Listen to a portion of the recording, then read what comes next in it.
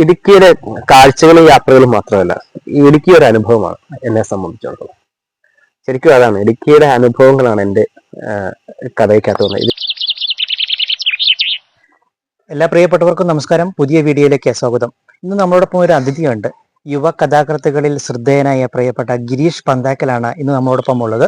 അദ്ദേഹത്തിന്റെ എഴുത്തു വിശേഷങ്ങളാണ് ഇന്ന് ഈ വീഡിയോയിലൂടെ ഷെയർ ചെയ്യുന്നത്. പുതിയ വീഡിയോയിലേക്ക് എല്ലാവർക്കും സ്വാഗതം. സാറേ നമസ്കാരം. നമ്മൾ നേരിട്ട് കാണുന്നതിന് മുമ്പ് ഈ പേര് പലപ്പോഴായിട്ടും മഗസിനുകളിൽ കണ്ടിട്ടുണ്ടായിരുന്നു, ഒരുപാട് കഥകളെല്ലാം വായിച്ചിട്ടുണ്ടായിരുന്നു. ശരിക്കും എങ്ങനെയാണ് എഴുത്തിന്റെ ഈ വലിയ ലോകത്തിലേക്ക് വന്നത്? ഞാൻ വളരെ വൈകി എഴുത്തിലേക്ക് വന്ന ഒരാളാണ്. വൈകി എന്ന് പറഞ്ഞാൽ ക്യാമ്പസ് കാലഘട്ടങ്ങളിൽ എഴുതിയെങ്കിൽ പോലും അത്ര സജീവമായിരുന്നില്ല. ആ കാലഘട്ടത്തിൽ എഴുതി, ക്യാമ്പസ് കഴിഞ്ഞു, പിന്നെ അത് അസ്തമിച്ചു പോയി. പിന്നെ ജോലിയൊക്കെ എത്തിക്കഴിഞ്ഞ് അതിൻ്റെ ഒരു ബാധ്യതകളും പ്രശ്നങ്ങളിലേക്കൊക്കെ വന്നപ്പം ബോധപൂർവ്വം എല്ലാത്തിനും അങ്ങ് ഒതുങ്ങി നിന്നു. പ്രത്യേകിച്ച് വായനകൾ പോലും നഷ്ടപ്പെട്ട ഒരു കാലഘട്ടമാണ്. പിന്നെ ഒരു 10-12 വർഷമായതേ ഉള്ളൂ പിന്നെ സജീവമായ എഴുത്തും വായനയിലേക്കും കടന്നു വരുന്നത്. ശരിക്കും സ്വദേശം എവിടെയാണ്? സ്വദേശം ശരിക്കും അങ്ങനെയാണ്. ഇപ്പൊ ഞാനൊരു ശരിക്കും പറഞ്ഞൊരു ഈ പാലായനം ചെയ്തുകൊണ്ടിരിക്കുന്ന ഒരു വ്യക്തിയാണ്. ഇപ്പൊ നമ്മൾ നിൽക്കുന്നത് ഇടുക്കിയിലെ രാജകുമാരിയിലാണ്. കാരണം ഞാൻ ശരിക്കും ജനിച്ചു വളർന്നൊക്കെ മുണ്ടക്കയാണ്. അച്ഛനും അമ്മയും ഇടുക്കിയിലായതുകൊണ്ട് കുറെ നാള് പിന്നെ പീരുമേട്, പാമ്പനാർ എന്ന് പറഞ്ഞ സ്ഥലത്തായിരുന്നു. പിന്നെ അച്ഛൻ മരിച്ചതിന് ശേഷം വീണ്ടും മുണ്ടക്കയത്തേക്ക് തിരിച്ചു വന്നു. അവിടുന്ന് +2 കാലഘട്ടം വരെ മുണ്ടക്കയത്ത് വന്നു. +2 അല്ല, ഡിഗ്രി കാലഘട്ടം കൂടെ. ഡിഗ്രി കോട്ടയത്തായിരുന്നു. അതിനുശേഷം ജോലി കിട്ടി ഇടുക്കിയിലേക്ക് വീണ്ടും തിരിച്ചു വന്നു. അത് കഴിഞ്ഞിട്ട് വീട് എവിടെ നിന്ന് മാറ്റേണ്ടി വന്നു. മുണ്ടക്കയത്ത് നിന്നുള്ള വീടും ഒക്കെ വിറ്റ് പിന്നെ കോട്ടയം പാമ്പാടിയിൽ അച്ഛൻ്റെ നാട്ടിലേക്ക് വന്നു. അതിനുശേഷം പിന്നെ കുറെ നാൾ അവിടെയൊക്കെ ഇങ്ങനെ പലയിടങ്ങളിലായിട്ട് ജീവിച്ചു. പിന്നെ ഇപ്പൊ തിരുവനന്തപുരത്ത് ഏറെക്കുറെ സെറ്റിലായി. തിരുവനന്തപുരത്താണ് ഇപ്പൊ നമ്മുടെ ശരിക്കും ഒരു രചന പ്രസിദ്ധീകരിച്ച് കാണണമെന്ന് അതിയായ മോഹമുള്ളവരാണ് പലപ്പോഴും എഴുത്തുകാരെന്നുള്ളത്. നമ്മുടെ ഇപ്പൊ ആദ്യത്തെ രചന അത് കഥയായിരിക്കും അല്ലെ? അച്ചടിക്കപ്പെട്ടിട്ട് ഇപ്പൊ എത്ര കാലങ്ങളായി? എന്റെ ആദ്യമായിട്ട് പ്രസിദ്ധീകരിച്ചു വന്നത് നമ്മുടെ ഈ കോവിഡ് കാലത്ത് ഒരു കഥയായിരുന്നു. അത് ആദ്യത്തെ കഥ അന്നക്കൊച്ച് എന്ന് പറഞ്ഞൊരു കഥയാണ്. അത് മലയാളം മെയിൽ എന്ന് പറഞ്ഞൊരു ഓൺലൈൻ. അതിനുശേഷം പിന്നെ വീണ്ടെടുക്കപ്പെട്ടതാണ്. അതാണ് പിന്നീട് MR രേണുകുമാർ, നമ്മുടെ കേരള സാഹിത്യ അക്കാദമി രേണുകുമാർ എഡിറ്റ് ചെയ്ത് DC പ്രസിദ്ധീകരിച്ച കഥകൾക്കകത്ത് അതും കടന്നു വന്നിട്ടുണ്ട്. അങ്ങനെയാണ് ആദ്യമായിട്ട് 2 കഥകൾ വരുന്നത്. പിന്നെ കഥ 2022 എന്ന് പറയുന്ന ഒരു പുസ്തകത്തിനോടൊപ്പം ഒരു കഥ പ്രസിദ്ധീകരിച്ചു വന്നു. പിന്നെ ഇടയ്ക്ക് തൊടുപുഴയിൽ ഒരു മാഗസിൻ കൂടെ, അതിനകത്ത് അവിശുദ്ധ പ്രാർത്ഥനകൾ ജോണും അച്ചടിച്ചു വന്നു. അങ്ങനെ പലയിടത്ത് അങ്ങനെ കടന്നു. അത് അതിനൊക്കെ മുമ്പേ വന്നതാണ്. ആ പേരാണ് ഇപ്പം പുതിയ പുസ്തകമായിട്ട് വന്നിരിക്കുന്നത്. ഇതാണ് അദ്ദേഹത്തിന്റെ അവിശുദ്ധ പ്രാർത്ഥനകളിൽ ജോൺ എന്ന് പറഞ്ഞൊരു പുസ്തകമാണ്. പഗോഡ ബുക്സ് ആണ് പ്രസിദ്ധീകരിച്ചിട്ടുള്ളത്. അപ്പം ഇതിപ്പോ ഇറങ്ങിയിട്ട് എത്ര നാളായി? ഇതിപ്പോ ഇറങ്ങിയിട്ട് ഫെബ്രുവരിയാണ് ഇറങ്ങുന്നത്. ഫെബ്രുവരിയിൽ ഇറങ്ങുന്നത് അല്ലേ? എത്ര കഥകൾ ഇതിനകത്ത് 9 കഥകളാണ്.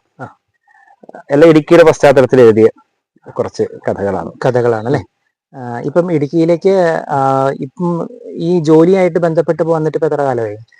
ഞാൻ 22 വർഷമായിട്ട് ജോലിയായിട്ട് ബന്ധപ്പെട്ട് ഇടുക്കി തന്നെയുണ്ട്. അത് ശരി. അപ്പൊ ഇടുക്കിയുടെ എല്ലാ മേഖലകളും തന്നെ കറങ്ങി. തീർച്ചയായിട്ടും. ഇപ്പൊ വിദ്യാഭ്യാസ വകുപ്പിലായതുകൊണ്ട് ഇടുക്കിയിൽ ഞാൻ എല്ലാ ഹൈസ്കൂളുകളിലും പോയിട്ടുണ്ട്. ഏതാനും UP LP സ്കൂളുകളിലും പോയിട്ടുണ്ട്.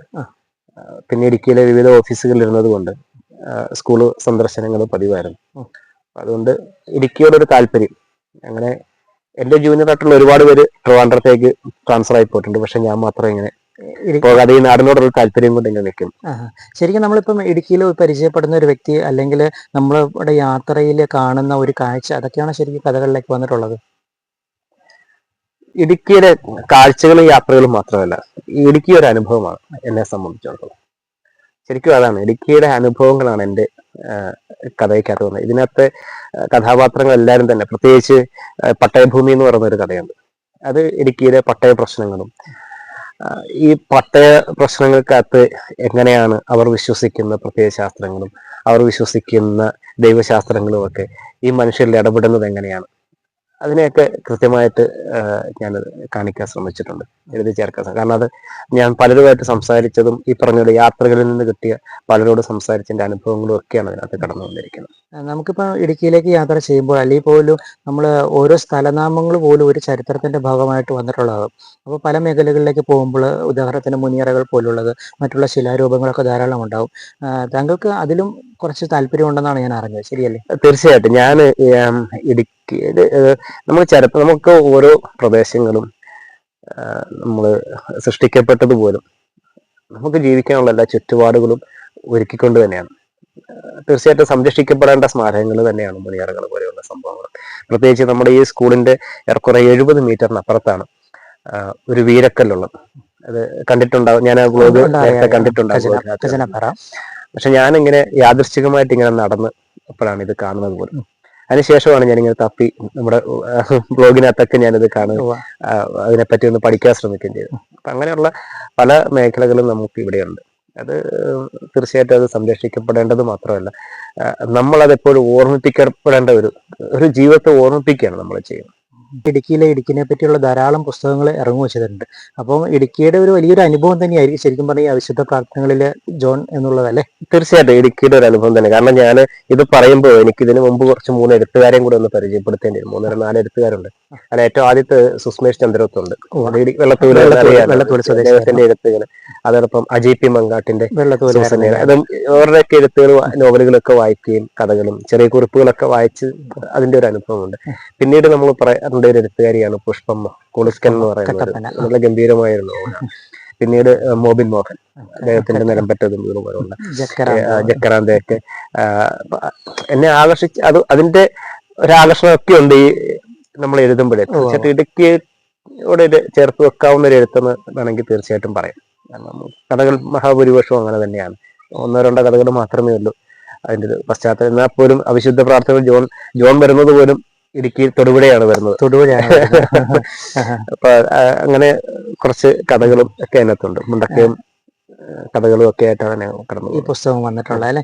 നമ്മൾ ശരിക്കും നമ്മുടെ എഴുത്ത് ഈ സാഹിത്യ ക്യാമ്പുകൾ ഏറെ സഹായിച്ചിട്ടുണ്ടോ നിലവിൽ? ഞാൻ നിലവിൽ ഇതുവരെ ക്യാമ്പുകളിലൊന്നും തന്നെ പങ്കെടുത്തിട്ടില്ല. അതൊരു വായനാനുഭവം തന്നെയാണ്. കാരണം അത് ചെറുപ്പം തൊട്ട് എൻ്റെ അച്ഛന് കാലത്ത് ഞാൻ 4-ലൊക്കെ പഠിച്ചുകൊണ്ടിരുന്ന സമയത്ത്, അത് തമിഴാണ് അന്ന് പഠിച്ചത്, മലയാളം പഠിച്ചിരുന്നു, പക്ഷെ തമിഴായിരുന്നു കൂടുതൽ പഠിച്ചത്. ആ കാലം തൊട്ട് തന്നെ വായന സജീവമായിട്ട് തുടങ്ങിയത്. പിന്നെ അച്ഛൻ്റെ മരണശേഷമാണ് വായന നിന്നുപോയത്.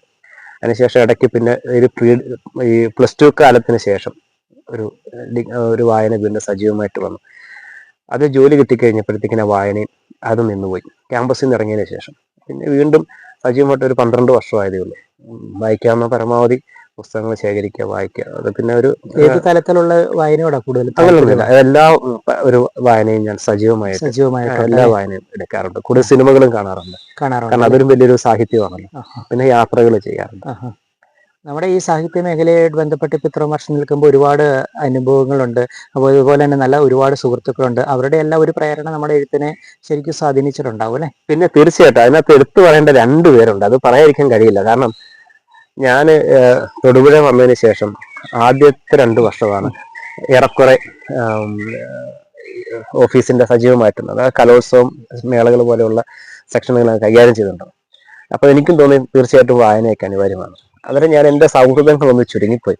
ഇടയ്ക്ക് എനിക്ക് 2 പേരെ കിട്ടി. അതാ ഒരു ഡോക്ടർ അനീഷ് ഉറുമ്പിൽ എന്ന് പറഞ്ഞ ഒരു എഴുത്തുകാരനും ഒരു സിനിമാ പ്രവർത്തകനും സംവിധാനം, പുള്ളി 3 സിനിമ സംവിധാനം ചെയ്തിട്ടുണ്ട്. പിന്നെ ഒരു ടിനോ ഗ്രേസ് തോമസ്.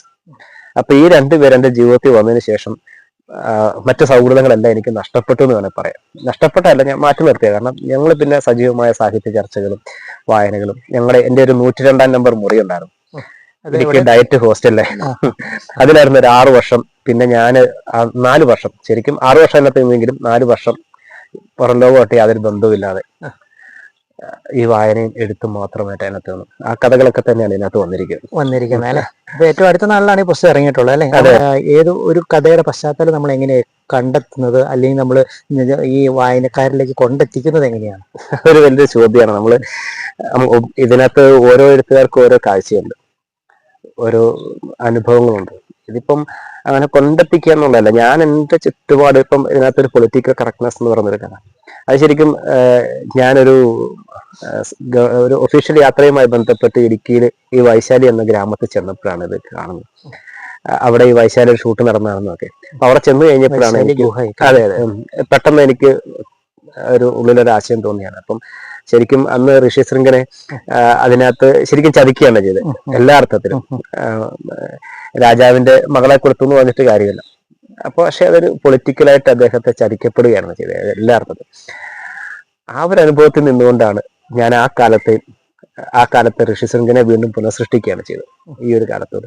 അതിനകത്ത് ജാതിയെ പറ്റിയൊക്കെ ഞാൻ പരാമർശിക്കുന്നുണ്ട്. അപ്പൊ എഴുത്തിനൊരു ഗൗരവത എപ്പോഴും ഉണ്ടാവണം എന്ന് ആഗ്രഹിക്കുന്ന ഒരാളാണ്. അതുകൊണ്ടാണ് ഞാൻ ആ ഒരു പശ്ചാത്തലത്തിൽ ആ പൊളിറ്റിക്കൽ കറക്റ്റ്നെസ്സിനകത്ത് ഞാൻ ഇതേപ്പറ്റി ഒന്നും പരാമർശിക്കുന്നില്ല, ആൾക്കൂട്ട ആക്രമണങ്ങളെ പറ്റി. പക്ഷെ നമ്മൾ ഇതിനകത്ത് ഏറ്റവും വലിയ പ്രശ്നം എന്ന് വെച്ചാൽ ഈ ആൾക്കൂട്ട ആക്രമണം ഉണ്ടാകും പോലും ശരിക്കും സംസാരിക്കേണ്ട നാട്ടിലെ എഴുത്തുകാരാണ്. അവരുടെ ഒരു നിശബ്ദതയാണ് അതിഭീകരമായിട്ട് നമ്മളെ പല പ്രശ്നങ്ങളിലും ഉണ്ടാകും. ഇപ്പൊ പോലും ഈ അടുത്ത നാളുകളിൽ ഉണ്ടാകുന്ന ഈ ലഹരി വേട്ട പോലും ഒരു എഴുത്തുകാരൻ പോലും പ്രതികരിച്ചിട്ടില്ല.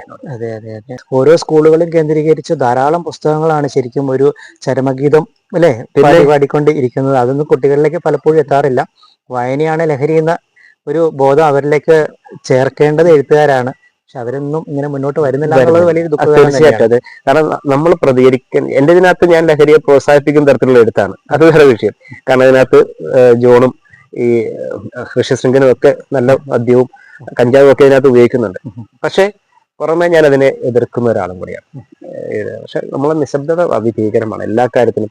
അത് സാംസ്കാരികമായ ഇടങ്ങളിൽ നമ്മൾ നിശബ്ദരാകരുത് എന്നുള്ളതാണ് എൻ്റെ ഒരു അഭിപ്രായം. ഇപ്പൊ നല്ല കവിത നേരത്തെ പറഞ്ഞ പോലെ എല്ലാവരും കവിതകളാണ് എഴുതുന്നത് കൂടുതലും. പക്ഷെ അതിനകത്ത് ഗൗരവമായിട്ട് കവിത എഴുതുന്ന വളരെ കുറച്ച് പേരുണ്ട്. ഇപ്പൊ ഈ അടുത്ത നാളിൽ ഈ ഇടുക്കിയിൽ തന്നെ നല്ലൊരു എഴുത്തുകാരുണ്ട്, അമ്മു സൗമ്യ എന്ന് പറയുന്ന എഴുത്തുകാരിയുണ്ട്. വളരെ ഗൗരവമായിട്ട് കവിതയെ എഴുത്തിനെ സമീപിക്കുന്നതാണ്. വളരെ ചുരുങ്ങിയ വാക്കുകൾ കൊണ്ട് നല്ല രസകരമായിട്ടാണ് അദ്ദേഹം പെൺകുട്ടി എഴുതുന്നത്. ഞാനത് എനിക്ക് കുറെ വായിക്കാൻ കഴിഞ്ഞു. കവിത എന്താ പുതിയ പ്രൊജക്ടുകൾ ഉള്ളത്? പുതിയ പ്രോജക്റ്റ് ഇപ്പൊ ഞാൻ ഇതിന്റെ രണ്ടാമത്തെ ഒരു പുസ്തകം കൂടെ ഇറക്കാനായിട്ട് അപരിചിത പോംവഴികൾ എന്നാണ് ഇപ്പൊ ഞാൻ ഇട്ടിരിക്കുന്ന പേര്. അപരിചിത പോംവഴികൾ. കഥയെല്ലാം ഉണ്ട്. കഥ ഏറെക്കുറെ ഒരു 30ഓളം കഥകൾ ഇപ്പൊ നിലവിലിരിക്കുന്നു. അപ്പോ അതിനകത്തുനിന്ന് ഒരു 7 കഥയും കൂടെ ഒന്ന് ചെയ്യാം. അത് ഒരു പ്രണയത്തിന്റെ രാഷ്ട്രീയം പറയുന്ന കുറച്ച് കഥകൾ. അതെ അല്ലെ, ഇത് എത്തിയോ പബ്ലിക്കേഷനിലേക്ക്? ഇല്ല അത് അവസാന ഘടകങ്ങൾ ഇതിന്റെ മണിക്കൂണികളിലാണ്. കാരണം ഇതെല്ലാം ഒരു 8 വർഷം മുമ്പ് എഴുതിയ കഥകളാണ്. 8 വർഷം മുമ്പല്ല, 8 വർഷം ആയിട്ടുണ്ട് കഥകളൊക്കെ എഴുതുമ്പോൾ. അപ്പൊ ഈ കാലത്തിലേക്ക് ആ കഥയൊക്കെ ഒന്ന് മാറ്റി എഴുതേണ്ടതുണ്ടെന്ന് എനിക്കൊന്ന്. അപ്പൊ ഒരു പൊളിച്ചെഴുതുക എന്നുവെച്ചാൽ അതിന്റെ സ്ട്രക്ചറോ മറ്റു കാര്യങ്ങളൊന്നും മാറുന്നില്ല. പിന്നെ നമുക്ക് പുതിയ കാലത്തിനൊരു വായനയുണ്ട്. ആ വായനയിലേക്ക് ഒന്ന് കാരണം ഒരു അപ്ഡേറ്റഡ് ആണ്, അത്രേ ഉള്ളൂ. കാരണം അത് അന്നേ ഇറങ്ങേണ്ട കഥകളായിരുന്നു അല്ലേ. ഇപ്പൊ നമുക്ക് പലപ്പോഴും ഈ ചിന്തിക്കുമ്പോൾ പാരമ്പര്യമായിട്ട് കിട്ടുന്ന പല കഴിവുകളും ആയിരിക്കും നമ്മൾ പലരും തുടർന്നു പോകുന്നത്. അപ്പൊ നമ്മുടെ ഈ സാഹിത്യവുമായി ബന്ധപ്പെട്ട വീട്ടിലാരെങ്കിലും ഉണ്ടായിരുന്നോ? എന്റെ അച്ഛൻ അച്ഛൻ അധ്യാപകനായിരുന്നു. അച്ഛനാണ് ശരിക്കും പറഞ്ഞ എന്നെ ഈ വായനയിലേക്കും ഈ എഴുത്തിലേക്കും കൊണ്ടുവരുന്നത്. അച്ഛന്റെ പേരെങ്ങനെ? രാജപ്പൻ. അച്ഛൻ അധ്യാപകനായിരുന്നു. 90-ലാണ് മരിക്കുന്നത്. എന്റെ നല്ല പ്രായത്തിൽ തന്നെ മരിക്കുന്നത്. 9-ാമത്തെ വയസ്സിൽ തന്നെ അച്ഛൻ മരിക്കുന്നത്. പിന്നെ ഞാൻ ഈ പറഞ്ഞ പോലെ പിന്നീട് അതാ പറഞ്ഞ അതിനിടയ്ക്ക് ശേഷമൊക്കെ ഒരു വലിയൊരു ഗ്യാപ്പ് എന്റെ ജീവിതത്തിൽ ഉണ്ടായിട്ടുണ്ട്. അത് ഒരു വലിയ നഷ്ടമാണ്. അപ്പൊ അതുകൊണ്ട് പിന്നീട് ശരിക്കും പറഞ്ഞ ഇതിനകത്ത് ഞാൻ ഏറ്റവും കൂടുതൽ കടപ്പെട്ടിരിക്കുന്നത് അച്ഛനോട് തന്നെയാണ്. കാരണം അന്നൊക്കെ എല്ലാം ബൈബിളാണെങ്കിലും ഏറ്റവും കൂടുതൽ ബൈബിളിനെ പ്രതിയാണ് ഇതിനകത്ത്. ഓരോ ശരിക്കും പറഞ്ഞ ബൈബിളിന്റെ ഓരോ വാചകങ്ങളും ഇതിനകത്ത് നിശബ്ദമായിട്ട് കിടപ്പുണ്ട്. കാരണം അച്ഛൻ നന്നായിട്ട് ഒരുപാട് വായിക്കുമായിരുന്നു. ആ കൂട്ടത്തിൽ ഏറ്റവും കൂടുതൽ വായിച്ചിരിക്കുന്ന ബൈബിളും പിന്നെ ബാക്കിയെല്ലാം എനിക്ക് തന്നിട്ടുണ്ട്. അത് ഗീതയാണെങ്കിലും ഖുർആനാണെങ്കിലും വീട്ടിലുണ്ട്. അപ്പം ഞാനതൊരു മതം ഇതിനു വേണ്ടി പറയുന്നില്ല, എനിക്ക് അതിനൊരു താല്പര്യമുള്ള വിഷയമല്ല മതം എന്ന് പറയുന്നത്, അതിനുവേണ്ടി പറയുന്നതുമല്ല. പക്ഷെ ഇതെല്ലാം നമ്മൾ എന്ത് വേണ്ടാന്ന് തീരുമാനിക്കണമെങ്കിൽ നമ്മളത് വായിച്ചിരിക്കണം, നമ്മൾ അറിഞ്ഞിരിക്കണം. അതുകൊണ്ടാണ്. പിന്നെ കൂടുതലൊരു ഇടതുപക്ഷ പ്രത്യയശാസ്ത്രം അതേ ഈ വായനയിൽ നിന്നുണ്ടായിട്ടുണ്ട്. പിന്നെ ബാക്കിയുള്ള കഥകളെല്ലാം ആ ഒരു കാഴ്ചയിലും കൂടിയൊക്കെയാണ് കടന്നു വന്നിരിക്കുന്നത്. പിന്നെ പാരമ്പര്യം എന്ന് പറയാൻ അച്ഛൻ തന്നെയാണ് അതിനകത്ത്. അച്ഛൻ തന്നെയാണ്, വേറെ ആരും തന്നെയില്ല. എന്തായാലും അച്ഛനുള്ള ഒരു വലിയൊരു അല്ലെ സ്വരുക്കൂട്ടൽ തന്നെയാണ് ശരിക്കും അല്ലെ. പരാമർശിച്ചിട്ടില്ല എങ്കിൽ പോലും അല്ലെ നമ്മുടെ മനസ്സിലുണ്ടല്ലോ അച്ഛന് വേണ്ടിയിട്ടുള്ള ഒരു സമർപ്പണമാണെന്നാണല്ലോ അല്ലെ. തീർച്ചയായിട്ടും. ഇപ്പൊ എന്തായാലും വളരെ സന്തോഷം. ആ വിശുദ്ധ പ്രാർത്ഥനകളിലെ ജോൺ കണ്ടപ്പോൾ അത് വായിക്കണമെന്നും ആ എഴുത്തുകാരനെ മറ്റുള്ളവരിലേക്ക് ഒന്ന് എത്തിക്കണമെന്നുള്ളൊരു വലിയൊരു ആഗ്രഹം ഉണ്ടായിരുന്നു. അതാണ് ഇന്നിപ്പോൾ ഈ വീഡിയോയിലൂടെ എനിക്ക് സാധിക്കാൻ കഴിഞ്ഞിട്ടുള്ളത്. അപ്പോൾ കൂടുതൽ എഴുത്തിൽ വിജയം കണ്ടട്ടെ എന്ന് ആശംസിക്കുകയാണ്. ഓക്കെ, വളരെ നന്ദി, സന്തോഷം എല്ലാ പ്രേക്ഷകർക്കും.